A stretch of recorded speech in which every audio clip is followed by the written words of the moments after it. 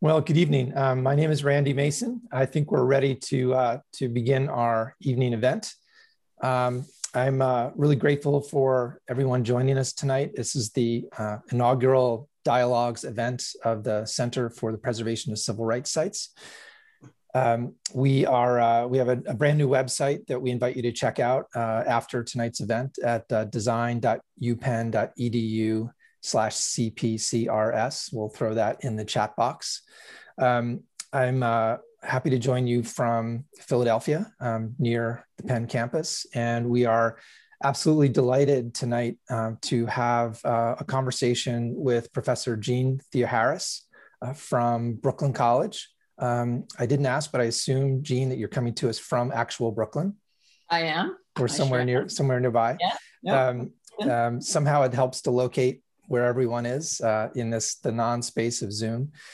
So what we planned for tonight is really just an informal conversation to last for 40-45 minutes or so.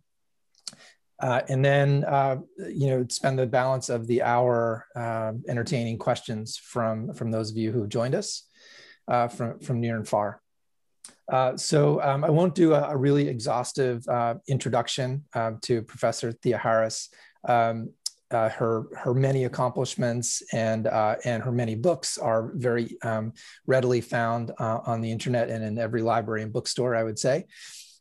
Many of the books have won awards, and I'll name just a couple of them, and selfishly name the ones that have been most kind of eye-opening and the greatest educations to me. The Rebellious Life of Mrs. Rosa Parks was about 10 years ago, I think it came out, and was a fantastic retelling of one of those stories that we all feel we know. But once we actually engage with history, we realize is so much more interesting and complex and controversial and compelling in so many different ways. One of the things I'll bring back up later, which I found really interesting, is that Jeanne came out with a young adult version of the Rosa Parks book recently. And I would love to hear maybe some of the feedback that you've gotten on that. The real reason that we asked Jeanne to join us tonight was because of this book, A More Beautiful and Terrible History, The Uses and Misuses of Civil Rights History, which this is my dog-eared and much noted copy. It's just a fantastic education, especially for those of us who feel we know something about the history of civil rights in the US. Certainly those of us, everyone knows something about the period in the 50s and 60s in the American South, but as a way into not only the more complex stories about which many great books are being written by Professor Theoharis and others, but also especially to the point of those of us in preservation and in heritage, this idea of the use and misuse of history, absolutely central to the cultural politics of our practice. And it's something of an incredibly powerful shared connection with historians and we of course have much to learn. Maybe I'll just start out by asking you to tell us a little bit about where this book, The More Beautiful and Terrible History, came from, and some of its overarching themes. Better in your words than in my words, but despite my enthusiasm. But Jeanne, first of all, thanks for joining us, and please tell us a bit about this excellent book. So it's an honor, and thank you for having me. So in many ways, the book comes out of my experience with The Rebellious Life of Mrs. Rosa Parks. So I published that in 2013, and the reception is sort of beyond my wildest imagination. And I think one of the things that most surprised me is that in the beginning of the book, I lay out some thinking about why we have the myths of Rosa Parks that we do, and in many ways arguing that this ways we've come to honor Rosa Parks are very much connected to like our current political needs. And that the reason that you couldn't separate this national funeral we had for Rosa Parks in 2005 when she dies from what had happened 2 months earlier, which was Hurricane Katrina and rising conversation in this country about persistent racial inequality, right? And so it seemed to me this national funeral for Rosa Parks. Rosa Parks becomes the first woman ever to lie in honor in the Capitol. I mean, just this year, was the second woman, which was Ruth Bader Ginsburg. So this is an epic honor.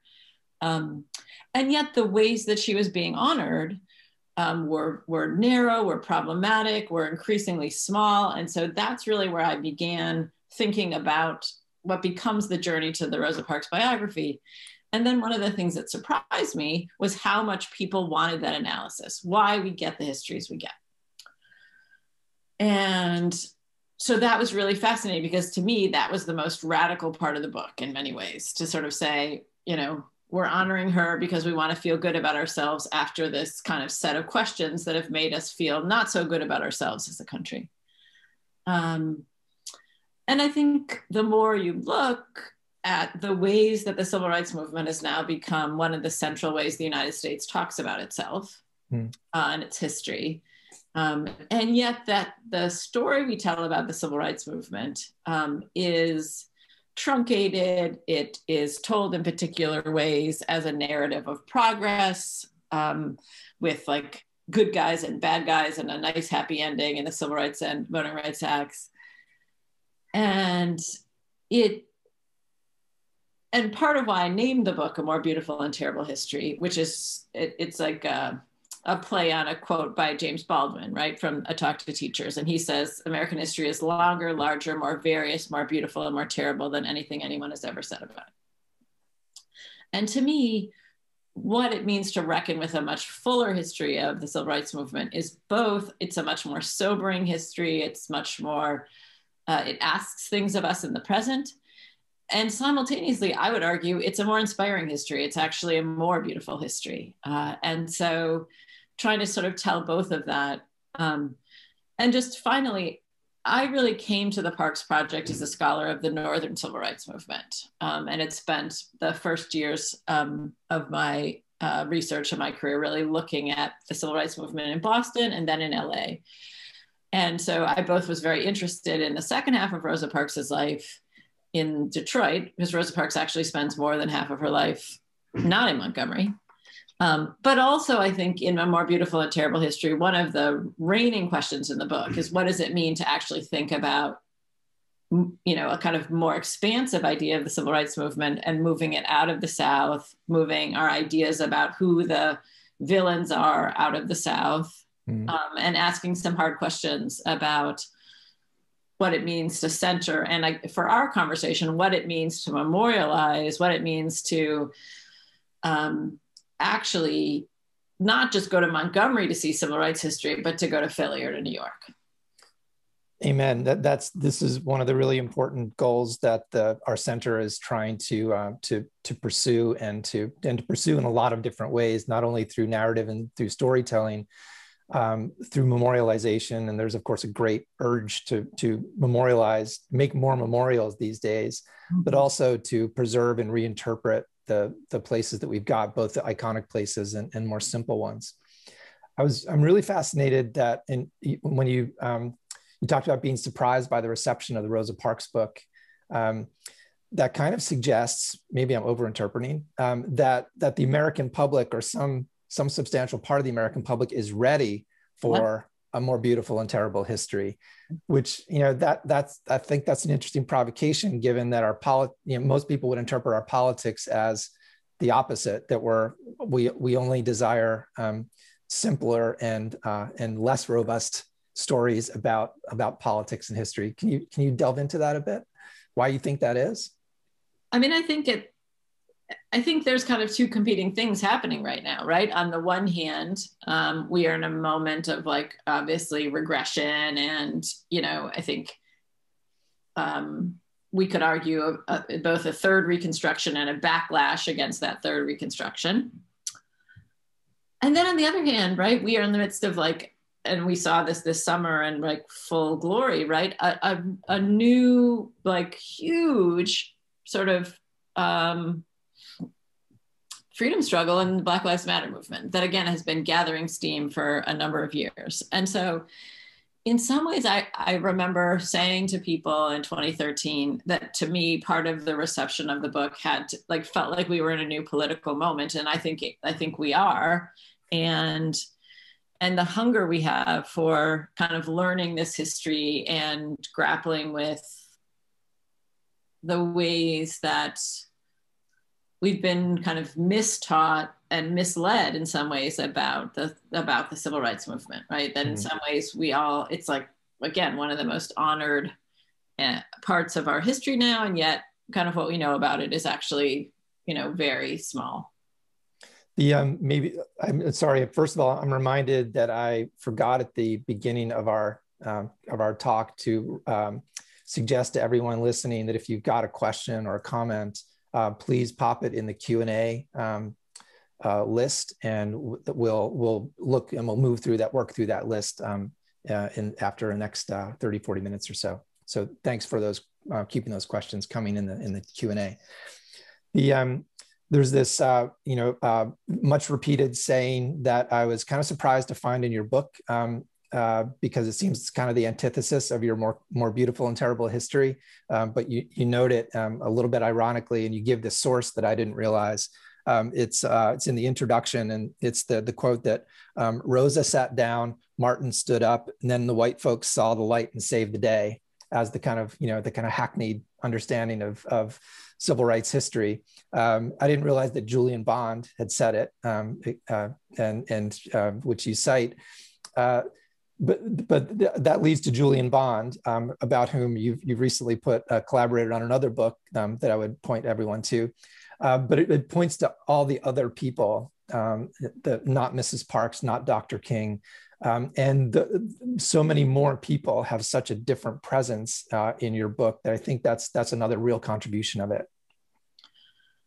Right. And I mean, so Julian Bond was a teacher of mine and a mentor of mine. And I think one of the things that I learned many things from him, but part of it is to really focus on the how, right? And I remember, so I take this class as a junior in college, and I'm so excited. It's like, whoa, I'm going to take a class on the civil rights movement. I was a young activist, and so that was very exciting. And then it's the Julian Bond, and then when the class gets started, and then like he spends like 3 days on the Montgomery bus boycott, and I'm like sitting there, and I'm like a junior. I'm like, what? We're never going to get to even the 1960s. And I'm like, what's happening? And then what I came to really realize somewhat during the class, but in the years since, was how much that changed the way that I saw it. Because basically what he was doing is he was telling us about a whole cast of characters, and he started back in the 30s and 40s, right? So he's building this whole group of people, right? So part of the problem with the master narrative, right? And then obviously Julian has that sort of quip, right? Rosa, is that it somehow is like she sits down and everybody rises up and it just kind of happens. And that again impoverishes our ability to kind of understand it and ultimately to, do something like it again. But if you sort of like start to see all these different people, and then when he got to like December 1st, 1955, he slowed down to like, it was hour by hour. This person called this person did this person did this. But then what comes out of that, right, is both you get a movement because a whole bunch of people have built a network, have built resources, and get emotion, right? It's not just like somehow everybody just decides to boycott the buses because Rosa Parks has made this courageous stand, or that somebody just waves their hands like a magical Dr. King and everybody knows what to do. But that like, Joanne Robinson, who's the head of this Black women's political group, right? They call for a one-day boycott. She goes in the middle of the night, runs off 50,000 leaflets with the help of 2 students and a colleague who lets her in the mimeograph room. She meets the women of the Women's Political Council very early the next morning. They fan out over Montgomery. Meanwhile, she calls Edie Nixon, who's one of the most stalwart, activists in Montgomery, and he starts to get on the phone to call the more political ministers to get them, right? And so on and so on. So all of a sudden you see all these different people, right? And it's not just Mrs. Parks and Dr. King, but it's also people making step after step after step. Because I think the other way we tend to look at the civil rights movement is a bit on a pedestal, like somehow they know what to do and somehow they just do it. And somehow there's like a sign from God or something where you're like, this is a moment, do what you're supposed to. And obviously that's not how it is. And so just getting to see all of that, I think changes how we understand what social movements are and what change looks like, and understand, and helps us to see this particular movement much more clearly. It also seems like, it feels like there are really strong analogs between the urge or the need to write this history of civil rights that has many more people doing many more things, whether we know them or whether they're statues of them or not. And other important connections, like the notion of the long civil rights movement, that it by no means started in 1954 and ended in 1968. That it's a 20th century, it's the 19th century. It's this this very, very long set of narratives in U.S. history. And I think to us as preservationists, designers, geographers, architects, planners, people who are kind of see environment first, if you will. It also has an analog in saying that there are so many places, there's such an extensive geography of where these things happen. It opens up a whole set of possibilities that we're trying to figure out, I think, about how to make the retelling of these histories more a part of the kind of everyday warp and weft of how people live, and not just, Mrs. Parks' statue in the Capitol Rotunda, although that's important. It's not really sufficient as a kind of everyday reminder. Right. I love that idea, right? Because I think one of the pitfalls, right, is the one statue or the one marker or the one that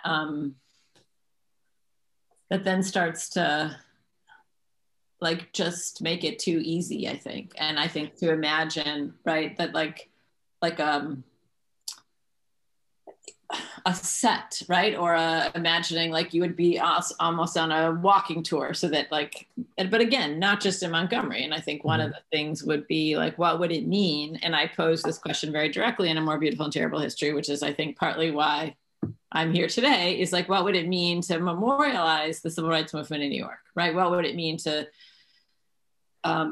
sort of see and feel that history like in a walking tour of New York, and the ways that like, if you go to Montgomery or if you go to Birmingham now, right, it's not just one spot, right? There's just all sorts of spots that are marked that kind of tell a bigger story and start to memorialize many people. Not enough, but certainly much a wider kind of group of people.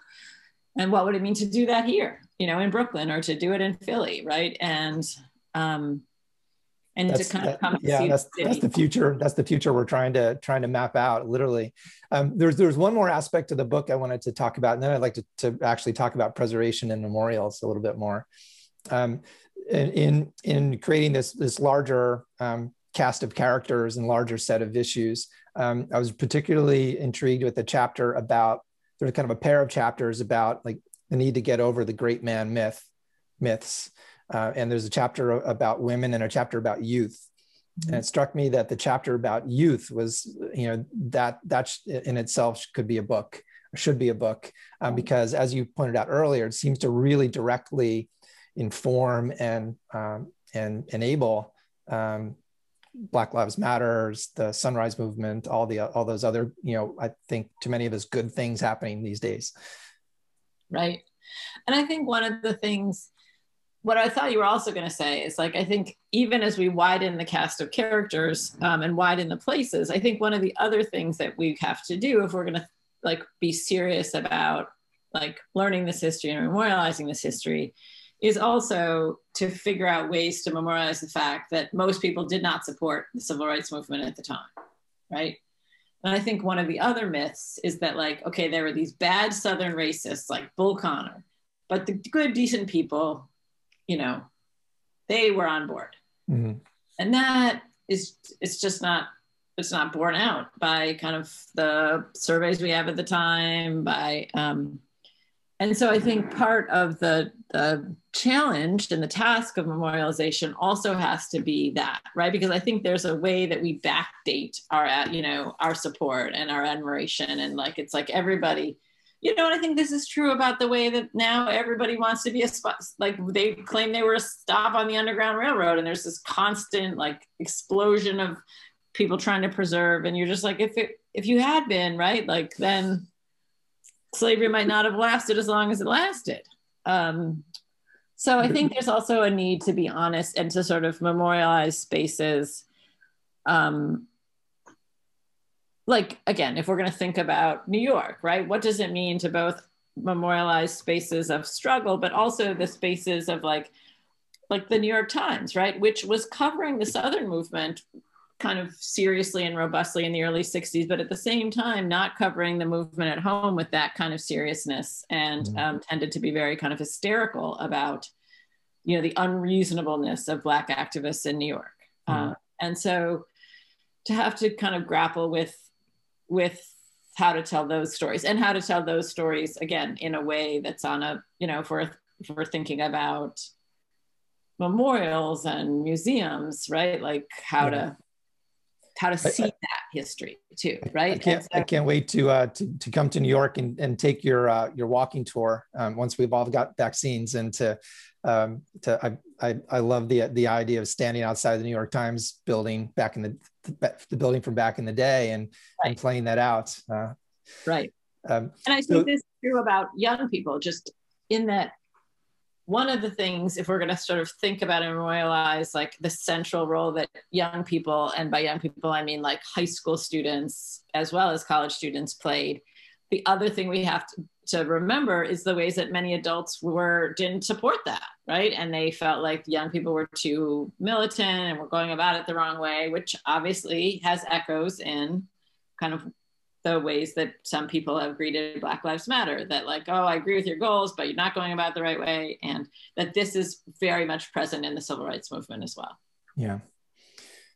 So your book is very centered on telling more complicated stories. And I think the storytelling aspect of both historians' work and preservationists' work are, very much in sympathy. If they aren't, we should be worried about that, because that there should be a kind of productive, relationship between these fields for sure. In your experience, maybe there in New York or in your travels when we used to travel, are there places that really resonate to you as a kind of memorial that you think does justice to the kind of complications that you are valorizing in the book, whether they're newly made ones, newly made memorials, that is, or whether they are places that have been preserved for a long time, maybe reinterpreted, without limiting the universe of answers. What kind of places speak to you? Well, I mean, so I'm not like at all immune to some of the Southern places, and one of the things that I like about Montgomery is that it just, again, going back to our earlier point, right, that like part of being in Montgomery, if people haven't been there, is there are lots of markers, there's memorials, the place feels redolent.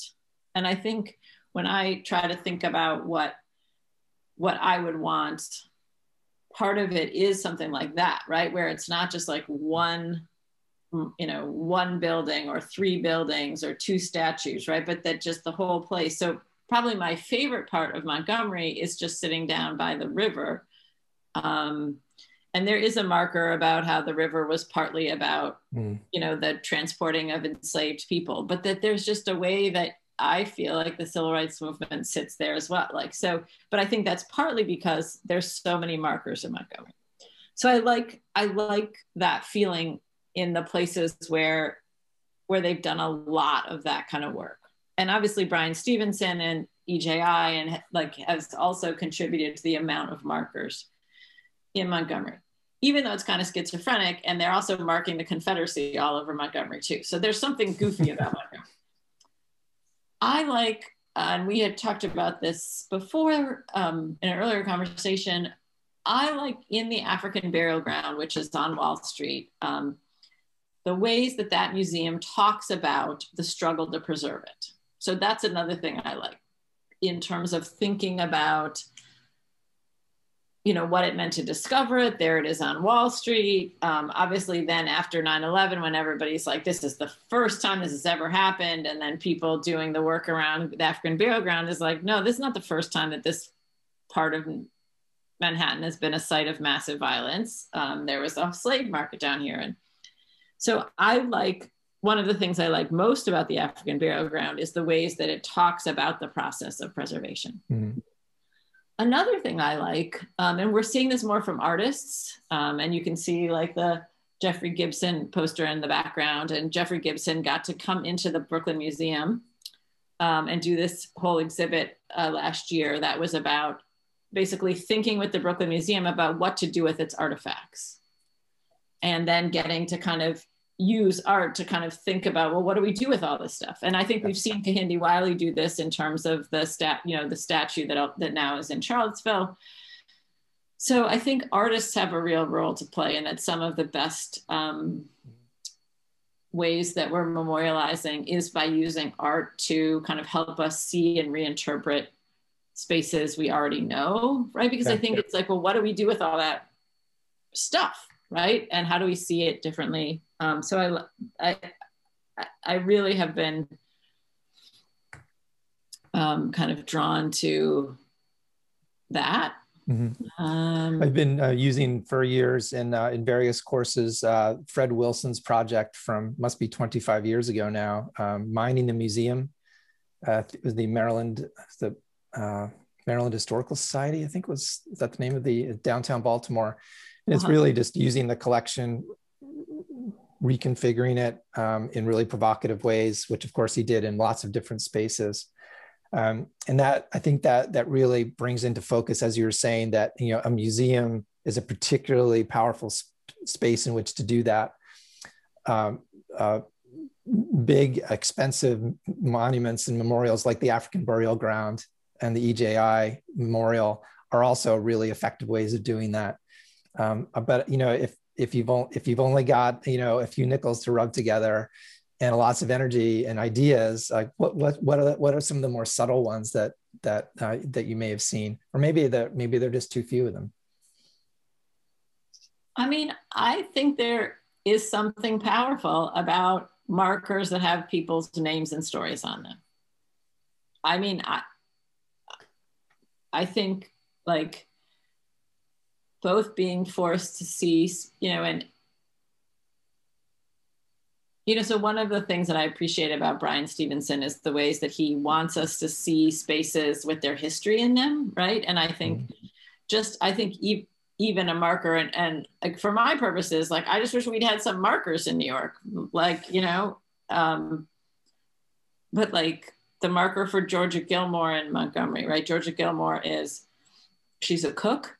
And she's really pivotal to the fundraising around the Montgomery bus boycott. She starts this group that they call the Club from Nowhere, because they don't want, you know, like, you know, doing this kind of fundraising is putting these women's jobs in jeopardy. And they do all this fundraising, and then she ends up filing a suit around the kind of segregated parks. And right, she has this whole long history. And now there's a marker to Georgia Gilmore in Montgomery. And so I think some of those kind of simple things are like,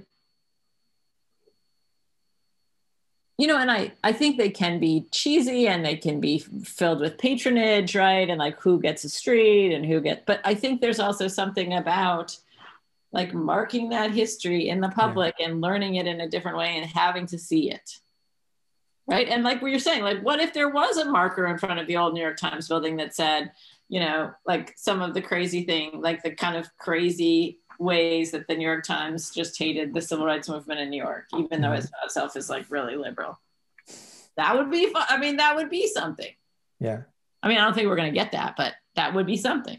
It could be that somebody's listening right now, and some enterprising grad student is going to be out there and projecting it on the front of the old New York Times building by the time we're finished. Don't underestimate the speed at which these things can change. So you've you've perfectly brought me up to the next question on my cheat sheet, which was about, bringing memorialization and Rosa Parks back into the same thought.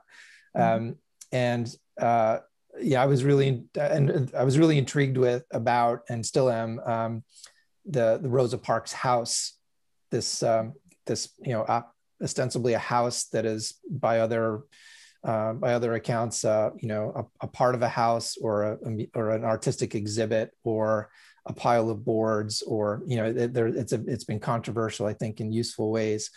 And that was the reason I first found your book, the Rebellious Life of Mrs. Rosa Parks. But if you think about, if you just reel off the top of your head, like memorialize how Rosa Parks is memorialized, we've already talked about the statue in the Capitol. In Montgomery, there is one of those simple signs of the place where she got on the bus. There is a museum in Montgomery, made with one of the local colleges. There is the bus itself that I understand is in the Henry Ford Museum. I have not visited it. There's Rosa Parks Boulevard in Detroit, among other places. I'm sure there are hundreds of them, like there are Dr. Martin Luther King Jr. boulevards. And then there's this house that has been transported around across the Atlantic a few times, and may or may not be a house or a memorial, certainly is kind of an art project. What do you make of all that in light of what I gather you were saying before about like a variety of memorializations might actually be a good thing? None of them sufficient, but maybe as a collection, they kind of jolt us out of our simple story complacency.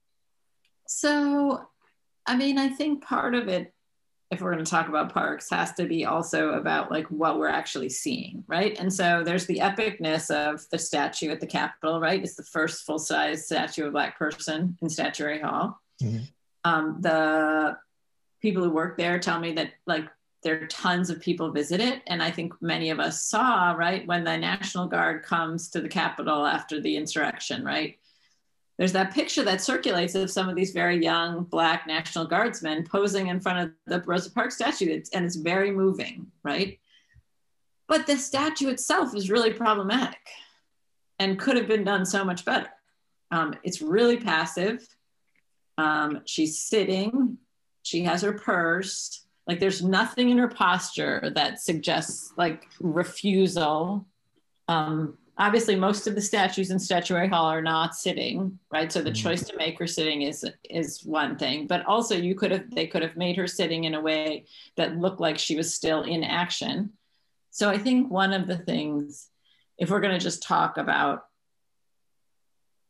the particularities, is the ways that sometimes memorialization makes us comfortable, and I think that the statue of Rosa Parks, it makes us too comfortable, right? Because it is this kind of passive and kind of demure and not an activist, and I think that's a problem.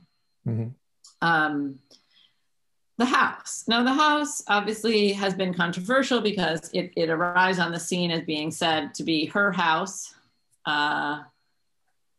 Then it gets transported to Berlin and set up there, and it's her house. And then there's all of this, like this avalanche of reporting in the United States about why is it there? And does it reflect something about us, and blah, blah, blah. And I think the first thing with the house was the need to be kind of more clear about what it was. And what it was a house that her brother and his family lived in for many years in Detroit. Rosa Parks, it is not Rosa Parks's house. One of the things I thought was very slippery about it is one of the myths about Rosa Parks is that she was middle class, right? And so the Rosa Parks house somehow fits into this kind of meek, respectable, middle class Rosa Parks, when the actual Rosa Parks never has enough money to own her own house, ever, right? She never owns her house. And then in fact, this house was her brother's house when she and her husband and her mother are forced to leave Montgomery 8 months after the boycott ends, and they move to Detroit where her brother is. And her brother is married and has 13 kids. And they don't live in that. I mean, there's no room in that house for them to live there. They don't live there. They don't stay there for any length of time. So I think if we're going to use that, and I think it's possible to use that artistically, I guess one of the things I'm saying is that we need to be more honest and in the ways that we memorialize things. And obviously there's pitfalls about that, because part of how you get to preserve something is by saying this was this person's house and they lived here from these days. And you have to, there's all of this and so to try to preserve something that's sort of symbolic or metaphoric, because to me, what the house can show us, right, is the degree of segregation in Detroit, the kind of sort of Black life, Black family life, Black community life, in the midst of this incredibly segregated, Detroit. And I think you can, the house gives us a window into that, but it only does so if we can be honest about what it shows and what it is. Yeah, I really appreciate you. You've used the word honesty consistently, and I think for those of us in the preservation field, our synonyms for honesty are these two concepts. We talk a lot about authenticity and integrity, and both of them mean a bunch of different things, but we use them as these kind of almost talismanic concepts.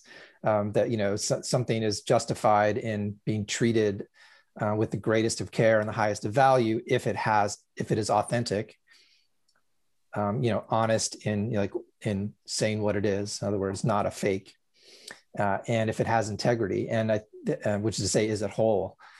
And the Rosa Parks house, we have to always put it in air quotes because not Rosa Parks and not a house and not Rosa Parks house.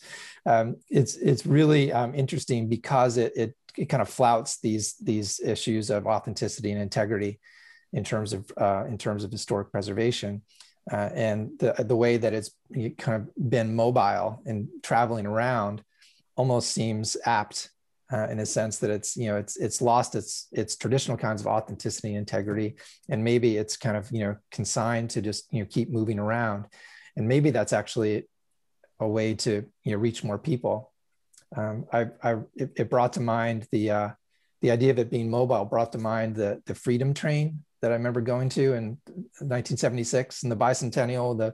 The exhibit would come to town on a train, and maybe that's too redundant in the age of social media, but I thought it was kind of an interesting concept to play with. So you mentioned Montgomery and the EJI, the Equal Justice Initiative Memorial. I was actually, I feel like I was personally impacted more greatly by the museum in Montgomery. That was, I imagine, made as a kind of a complement to the memorial. But I thought that was equally, if not more so, hard hitting in terms of making the case or demonstrating the case for white supremacy and violence against Black bodies in a way that is made more poetic by the memorial. But I felt like the museum was in a lot of ways the more valuable experience for me, at least. Mm-hmm. I mean, I think probably my favorite thing about it is the ways that, the pillars that have the names on it, that they made two of each, right? And so that there's a mobileness to it as well, right? Which is that these are supposed to go to the places where people were lynched, and that they're supposed to prompt a kind of public conversation that you can only get it once you're ready to have that public conversation. And so I sort of like that idea that it was gonna kind of spread out.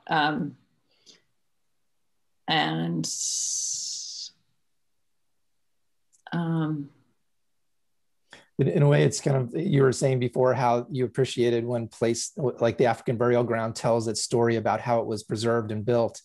In a way, the mass design and Brian Stevenson have kind of built into this, how it's going, its future kind of unpreservation, if you will. I mean, how it's, because it's not a random geography. It's, it's very, it's not, kind of visible because it's so extensive. And that's, I guess, gather one of the points of it. But it is that, and the earth jars in the museum are very sort of specifically geographical. in a way that's really is pretty mind-bending. Great design, I think. Right. And the jars, if people haven't seen them, like they're different, the dirt is different colors. And so it's sort of this beautiful, the artisticness of the jars of dirt.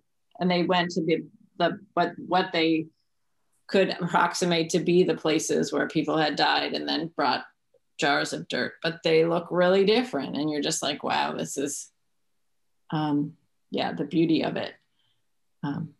But again, the like idea that like, you're going to make this extra one to have a hard conversation somewhere else. Right. And just, I think it reinforces your point earlier that a multiplicity of ways of commemorating something of importance and complexity is appropriate. And there is no one best way. There's no one kind of definitive monument design or museum exhibit or book for that matter right. that gives you everything. And so having these multiple experiences is actually really valuable for the public, I think. Right, because I think some of the ones where we're trying to have one really fall. I mean, if we think about the King Memorial in DC, it's problematic in so many ways, right? The quotes they use, they don't use the words, so if people have been to the King Memorial in DC, there's the weird statue of him. Mm-hmm. And then there was supposed to be sort of reminders of other people, but that got scrapped because they didn't have enough money. And then they have this wall that has these quotes, except none of them use words like racism or segregation. It's like somehow if you like parachuted down and we're like from another planet, you would think it was some kind of peace memorial or something, because there's nothing about race or racism or segregation. And then the quotes are arranged like in just random order. So you also don't get a sense of like a movement. Even though like a lot of work and struggle went into that, in fact, I think it really isn't very. Yeah, it's like value engineering applied to history memorialization. Just the reducing the amount of money and reducing the complexity of it really makes an unsatisfying result. And it seemed to have made his figure becomes seemingly more outsized and more disproportionate. Yeah. We're at just about a little bit past 6:45, so I'm gonna unless you have another thing that you've been wanting to say, growing out of the rest of our conversation, I was going to go to the Q&A and see what other folks wanted to talk about, and do that for a few minutes before thanking you and signing off. But I've been making careful notes, and I feel like I'm as always in conversation with a great scholar, I'm learning a lot. So let me pop into the Q&A. First question is, would you please discuss the role and ethics that virtual reality might play in curating and revealing revealing and shifting these contentious understandings of these sites? So do you think there's a place for virtual reality?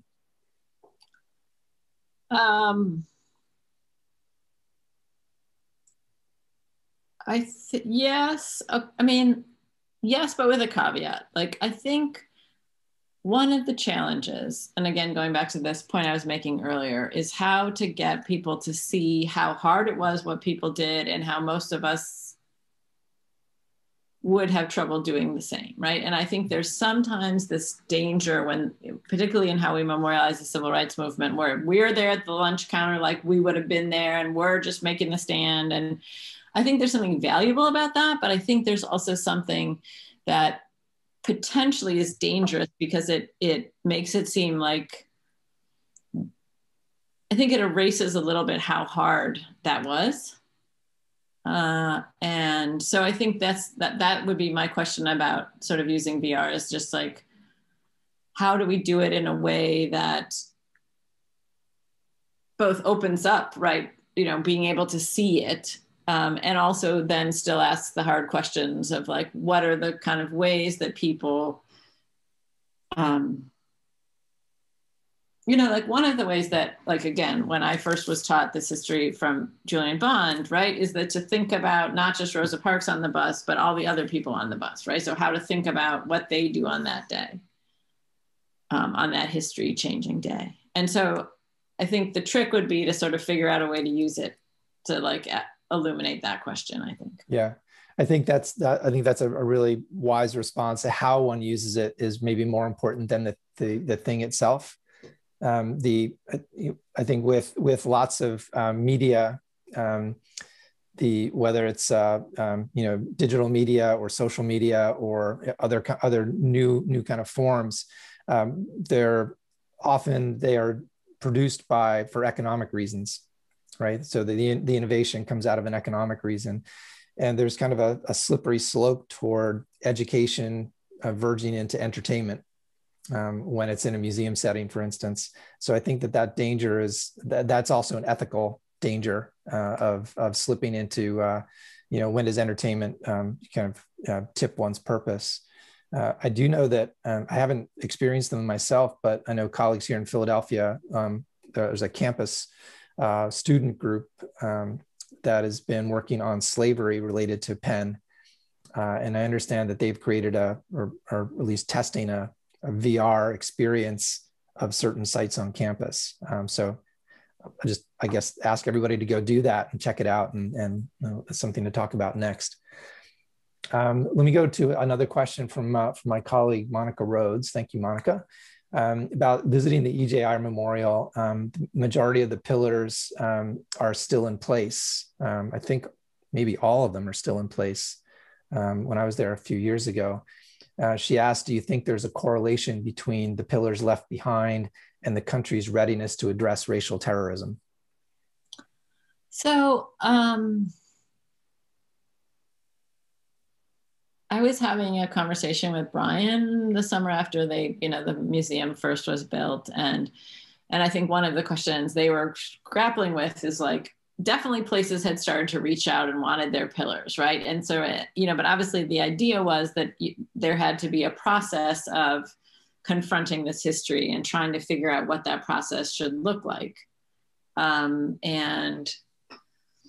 again, we can see the danger of just like being like, we'd like our pillar now, we're ready to put it up, right? And then like, okay, that's a good first step, right? But then what else has to accompany that to like really, and I think they were thinking through those questions a lot. You may not know this, but have they kind of published, so to speak, kind of a process that validates? I don't know if they have. I just had this, because I hadn't been able to go when they first opened it. And so I went a few months later, and then we were just, so I was getting to talk to him, and he's sort of a friend. And, but just like this, like, it was just like, he was kind of thinking out loud kind of thing about just the questions of like, what should that process look like? And I think at some level they had been a little bit surprised at how many places reached out. Again, when the EJI Memorial opened, it got such attention. I think it just surprised them, Yeah. But I think it's also, how do we do this in a substantive way that really reckons with it and doesn't just, like there's a quote I use in A More Beautiful and Terrible History that I'm going to paraphrase, but it was from one of the past mayors of Birmingham. That was basically like, what do you do with your bad history, your bad images? You put them in a museum, right? You make a memorial or a sculpture, and then you've just like effectively been like, yeah, we dealt with that.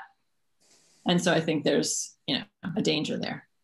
Yeah, that's of course, that's one of the proposals that usually comes up around the, Jim Crow memorials or colonialist memorials. Like, there are going to be a lot of crowded museums if that's the kind of one size fits all solution, or one of the parks, like, and I know there's one in Latvia and maybe one in the Soviet Union where all the old statues are just put outdoors in a park, all jumbled up. It doesn't seem very thoughtful.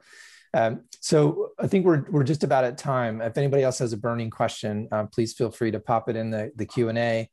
My last question, and it's kind of a self-indulgent one, is we'd love to know what you're reading these days, and what's is changing your mind or changing the way you think about things, in whether it's in historical scholarship or from art, or what's on the front of your desk. Well, so my new project is on Dr. King in the North. And one of the things, again, when I was working on More Beautiful and Terrible History, I started to realize like that there was this sort of kind of like somewhat obscured history of like of Dr. King's, basically longstanding critique of Northern racism and Northern liberalism. But that even as scholarship was kind of reclaiming sort of the radical King around militarism, around his critique of capitalism, around, that we hadn't really reckoned with his side. And so I've been reading a lot. And then it's been one of these projects that like, the more you look, the more it's there. And it's just like, oh my goodness. And how much King was really from the very beginning, because and one of the things that I think we often skip over is that King does his graduate work all in the North, right? And so we know that, but that means King is also having all of these experiences with Northern racism, basically in his like incredibly formative, like 19, when between like ages like 19 and 24, right? And so that it really shapes then how he sees American racism. And so there's really no moment in once they start SCLC where he's not talking both about kind of racism not being just Southern, but national, but then also constantly taking Northern liberals to task of like, okay, we need you here, but you also need to like clean up your own house. And like, and he's constantly saying we need a liberalism that's liberal at home.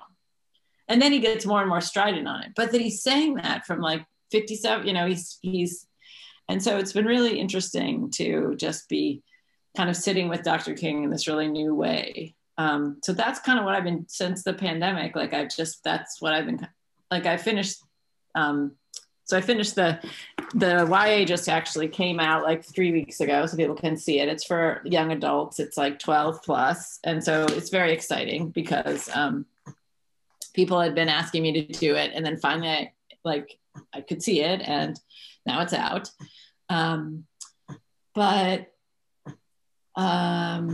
Yeah, I think. So from when we talked the other day, you gave us a great project to work on because of King's experience here in and around Philadelphia. We'll try to get to the bottom of some of the events that you mentioned to us. We'll call them coming attractions, but we'll let you know what we find and maybe invite you back to help interpret them. We do have one last question that I wanted to take a few minutes on from another of our good colleagues, Bill Adair. Like Monica Rhodes, Bill is an advisor to the center and has a really great question that is certainly one that's been on my mind as well. How do you negotiate your way through the process of being a white scholar who documents and advocates for the centrality of Black stories in American history? So I think I do it a few different ways. So I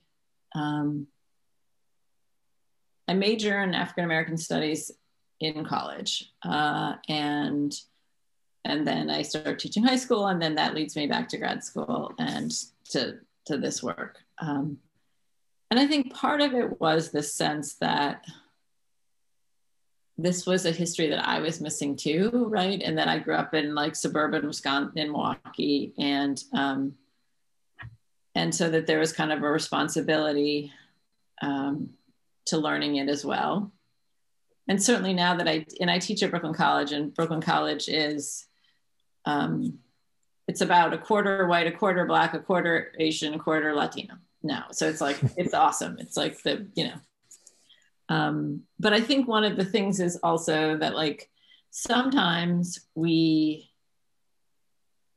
don't hold white people, even if we're kind of critical of white privilege or white supremacy, that like, we let white people off the hook in terms of learning this history. And I think one of the things that I've realized that like my presence teaching this does is that it shows that like you can hold white people to kind of a high standard, and that if they're not, it's not because they're white, it's because they're not doing the work. So I think that's important. One of the things that I've realized more lately is, so my mom's Armenian. And so I grew up very much with the narrative about history being present but denied. And so to grow up in the diaspora is about, And it was just last year, right, that even the US Congress was willing to call it a genocide. And clearly we have ways to go on that, even in terms of US recognition, let alone Turkish. And so I think there was a way also, in a more personal sense, that how I get to majoring in African American studies in college is partly because there was something that made sense with both the power and politics of history, right, and the ways that it can be there and be denied, right, that it can be like ever present, and yet, the ways that we don't speak it. And so I think there are connections that between kind of growing up Armenian American and this, and then coming to this history, and obviously now being like a professor of African American history. I think it's a question we are all interrogating ourselves about as well. And Bill, thank you so much for asking it. And because the hour is on to 7, I'll just thank you again, Jeanne, for not only for spending an hour of your time with us tonight, but for the work that you've done to educate us, and the work that's still to come that will eagerly lap up as soon as the publishers let it out. So I can't thank you enough for your time and interest, and hopefully we'll all stay in touch. For those of you listening from wherever, we appreciate you tuning in, and tell your friends about what they missed, and they can go and listen to the recording on the CPCRS website. Lastly, I just want to thank my colleagues Sarah Lerner and Julia Marchetti for helping produce this, and stay tuned for more announcements of the next events in our dialogue series. Jeanne, thanks again, and farewell. Yep. Thanks for having me. Okay. Take care.